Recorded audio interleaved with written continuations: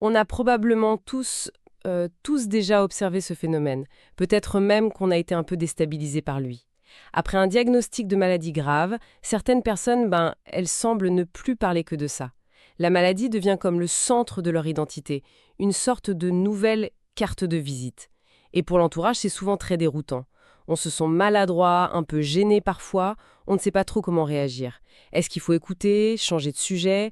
On a toujours peur de mal faire. Et c'est précisément pour essayer de naviguer dans cette situation qui est très délicate qu'on se penche aujourd'hui sur une analyse vraiment éclairante. Elle est de Gilles Besson et s'intitule La maladie qui valorise. L'idée, ce n'est vraiment pas de juger, mais plutôt de comprendre les ressorts psychologiques qui sont extrêmement profonds derrière ce comportement. On va voir que la personne ne cherche pas forcément à attirer la pitié. L'auteur nous donne une clé de lecture qui est essentielle, une image vraiment très forte. Il décrit la maladie comme un séisme invisible. Faut vraiment s'arrêter une seconde sur cette image. À l'intérieur, la personne vit un bouleversement total. Les fondations de sa vie sont complètement ébranlées. Mais à l'extérieur, pour les autres, elle a l'air d'être la même. Du coup, le fait d'exposer sa maladie, d'en parler tout le temps, c'est une tentative, parfois un peu désespérée, de faire coïncider son état interne avec son image sociale. C'est une façon de crier au monde, ce que vous voyez de moi, ce n'est plus la réalité. À l'intérieur, tout est cassé. Ah oui, ce décalage doit être d'une violence inouïe. Vivre un tel chaos que personne ne perçoit, c'est une solitude abyssale. Et Gilles Besson, justement, il identifie plusieurs mécanismes pour essayer de combler ce fossé. Le premier qu'il aborde, c'est une sorte de lutte contre cette invisibilité, en fait. C'est le besoin le plus fondamental, la reconnaissance. Quand la personne en parle, il ne s'agit pas d'une simple plainte ou d'un besoin de se faire plaindre. Non, c'est une quête de légitimité. En substance, la personne dit « Mon combat est réel. Ma souffrance, même si elle ne se voit pas sur mon visage au quotidien, elle est tangible et elle est épuisante. » L'attente, c'est que l'entourage valide la réalité de cette épreuve. Sans cette validation extérieure, le patient a l'impression de vivre dans une sorte de double vie. Une vie où sa plus grande bataille est totalement ignorée, c'est une double peine, quoi. La maladie. Et la solitude de ne pas être cru ou compris dans l'intensité de ce qu'on endure. C'est terrible quand on y pense. Ces sentiments de devoir sans cesse prouver la légitimité de sa propre souffrance. Mais alors, l'article suggère que ça va encore plus loin que la simple reconnaissance. Il y a une idée assez paradoxale. La maladie pourrait devenir une nouvelle forme de valeur. Comment est-ce qu'une chose aussi négative peut se transformer en une valeur de différenciation? Alors ça, c'est un mécanisme de survie psychique qui est à la fois brillant et tragique. Il faut imaginer une personne active, définie par son travail, ses passions, son rôle social, familial. Et la maladie grave, souvent, elle vient tout balayer. On perd son statut professionnel, on ne peut plus faire de sport, les relations sociales se transforment. En fait, tous les piliers qui soutenaient l'estime de soi s'effondrent. D'accord. Face à ce vide, face à ce sentiment de n'être plus bon à rien, l'esprit cherche désespérément à s'accrocher à quelque chose. Et la seule chose qui reste, qui occupe 100% de l'espace mental et physique, c'est la maladie. Du coup, la personne investit ce nouveau statut, celui de combattant, de survivant, d'expert de sa pathologie. L'auteur appelle ça une stratégie de survie narcissique. Ce n'est pas de l'égocentrisme, c'est un radeau pour ne pas couler. Mais est-ce qu'il n'y a pas un risque que l'entourage perçoive cette nouvelle valeur comme une forme de distance, voire d'arrogance? Je pense à cette phrase qu'on entend parfois. Tu ne peux pas comprendre, tu ne l'as pas vécu. Vous mettez le doigt sur un point crucial. Oui, ce risque existe. Ce mécanisme peut créer un discours sous-jacent qui dit « Je vis quelque chose d'une intensité telle que ça me donne une profondeur, une sagesse que vous, les bien portants, vous n'avez pas. » Et de l'extérieur, ça peut être interprété comme de l'orgueil. Mais si on suit l'analyse de Besson, il faut le comprendre différemment. Ce n'est pas une tentative de se placer au-dessus des autres. C'est une tentative désespérée de renverser la situation, de transformer une perte de pouvoir absolu en une source d'expérience unique. C'est une reconstruction de la valeur personnelle sur les seules fondations qui n'ont pas été détruites par le séisme. C'est une façon de se dire « j'ai tout perdu, mais j'ai gagné en lucidité sur la vie ». C'est fascinant de voir comment l'esprit humain peut comme ça reconstruire une identité sur des ruines. Et j'imagine que quand on forge cette nouvelle identité de combattant, on a un besoin viscéral de savoir qui dans notre entourage l'accepte et nous soutient dans ce nouveau rôle. Exactement. Et ça nous amène tout droit au troisième mécanisme que l'auteur appelle le test d'alliance permanent. C'est une idée très très forte. Le fait d'annoncer sa maladie, parfois à des cercles très larges, Des collègues, les réseaux sociaux. voilà, des collègues éloignés, des connaissances, ce n'est pas juste informatif. L'auteur utilise l'image d'une sonde que le patient lance dans son univers social. Chaque annonce, chaque conversation sur le sujet est un test. Un test pour voir qui reste et qui fuit, en somme. C'est exactement ça. L'attente, qui est souvent inconsciente, est de cartographier son nouveau paysage relationnel. Qui va tenir le coup, Mhm. qui va s'éloigner, par peur, par gêne, par égoïsme, et qui, de manière parfois surprenante, va se reprocher et offrir un soutien inattendu. Hmm. C'est une recherche quasi désespérée de réassurance face à l'angoisse fondamentale de l'abandon. Angoisse qui est décuplée par la maladie. Chaque réaction positive est un baume, la preuve qu'on n'est pas seul. Chaque silence, chaque évitement est une blessure qui confirme cette peur d'être laissé pour compte face à l'épreuve.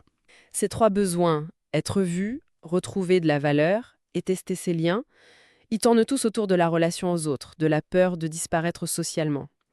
Mais vous disiez que l'analyse de Besson va encore plus loin, qu'il y a quelque chose de plus viscéral là-dessous, presque un cri. Station d'une crise existentielle profonde qui se décline en 3 dimensions. La première, c'est le besoin brut, presque animal, d'exister à tout prix. Face de la conscience de sa propre mort possible ou face à la déchéance du corps, le fait de faire savoir, de le dire et le répéter, c'est une manière de hurler « je suis encore là ». Ne m'oubliez pas. Regardez-moi, je compte encore. Voilà. Chaque récit de la maladie est une affirmation de sa propre existence contre la menace de l'effacement. C'est une idée puissante, parler pour ne pas disparaître. Et la deuxième dimension de cette crise? C'est l'éternelle quête de sens. Une maladie grave, ça n'a aucun sens. C'est l'absurde à l'état pur, l'injustice. Pourquoi moi? Pourquoi maintenant? Oui, ces questions qui tournent en boucle. Exactement, et sans réponse. En racontant sa maladie encore et encore, le patient essaie de mettre des mots sur ce chaos. C'est une tentative de construire une narration, de trouver un fil conducteur, de transformer un événement subi en une histoire dont il est le sujet. C'est une manière de reprendre un minimum de contrôle intellectuel sur une situation qui, factuellement, lui échappe totalement. Chaque récit, c'est une petite victoire sur l'absurde. Et il reste un dernier mécanisme que l'auteur évoque et qui est peut-être plus difficile à entendre pour l'entourage, l'idée d'un déchargement de l'angoisse sur les autres. C'est une idée un peu dérangeante, non? Qu'on donne son angoisse aux autres. C'est dérangeant, mais c'est qu'un mécanisme de défense psychique très connu, la projection. Il faut bien comprendre que ce n'est pas un acte malveillant ou conscient. L'angoisse de la maladie est un fardeau immense, un poids radioactif, parfois insupportable à porter seul. Inconsciemment, en parlant de ses peurs, de ses symptômes, des effets secondaires, Des traitements. des traitements, voilà, le patient distribue une petite partie de son angoisse à son entourage. Il la partage pour s'en alléger un peu. En voyant l'inquiétude, la tristesse ou l'empathie sur le visage de l'autre, il se sent moins seul avec la sienne. L'angoisse devient partagée et donc un tout petit peu plus supportable. D'accord, je vois. C'est un réflexe de survie psychique, pas une manipulation. Tout cela nous amène à la question centrale. Pour nous, l'entourage, qui nous sentons souvent si démunis, si maladroits, que faire? Comment bien réagir face à cette attitude qui, il faut le dire, peut nous sembler envahissante ou autocentrée? Et c'est là que l'analyse de Besson devient un guide pratique et vraiment plein d'humanité. Il donne 3 conseils très concrets. Le premier, et c'est le plus fondamental, c'est de ne pas juger la mise en scène. Il faut essayer de comprendre que cette identité de malade combattant est à ce moment-là une béquille psychologique. C'est ce qui permet à la personne de tenir debout quand tout le reste vacille. D'accord. Lui retirer cette béquille de manière frontale en disant « arrête de ne parler que de ça », ce serait non seulement cruel, mais surtout contre-productif. On risque de la faire s'effondrer. Il faut accepter cette phase. Accepter la béquille, même si elle nous semble encombrante. C'est un premier pas énorme. Et quel est le deuxième conseil, Sam? Le deuxième conseil est une grande finesse. Il s'agit de tenter de ramener doucement la personne à l'individu qu'elle est au-delà de sa maladie. L'article donne un exemple de phrase très parlant. « Je vois que la maladie prend beaucoup de place en ce moment, et c'est normal, mais dis-moi, comment va le passionné de photos que tu es ?» C'est très subtil comme approche. Ça ne nie pas la maladie, Ça la valide même en disant c'est normal, mais ça ouvre une autre porte en même temps. C'est exactement ça. L'idée n'est pas de faire diversion, mais de tendre une perche. De rappeler à la personne les autres facettes de son identité. Le parent, l'ami, le jardinier, le cinéphile. C'est une invitation à se reconnecter à ce qui la constitue en dehors de son diagnostic. C'est une façon de dire « je te vois, toi, dans ton entièreté.